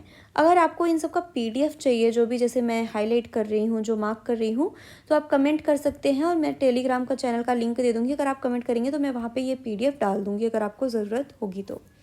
टेलीग्राम चैनल का लिंक मैं डिस्क्रिप्शन में डाल दूँगी।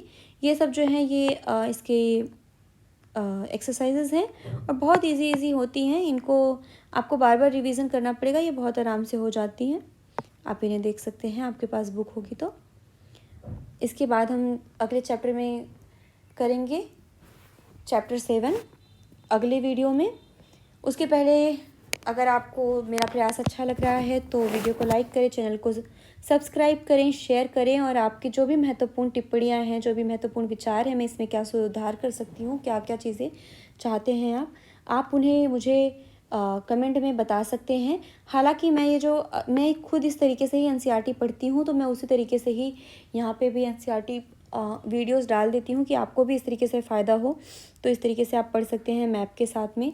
और अगर आपको ये एनसीईआरटी के जो मैप का पीडीएफ चाहिए, इसमें जो सारे मैप मैंने इकट्ठे करके रखे हैं, तो भी आप मुझे कमेंट करके बता सकते हैं। टेलीग्राम की लिंक दी गई है, आप सब्सक्राइब कर लें चैनल को, वहाँ पर आपको ये पीडीएफ मिल जाएंगे जैसे ही कोई बुक कंप्लीट होगी। क्लास 6 के सारे मैप वहाँ पे पड़े हुए हैं चैनल पर, आप जा कर के ले सकते हैं।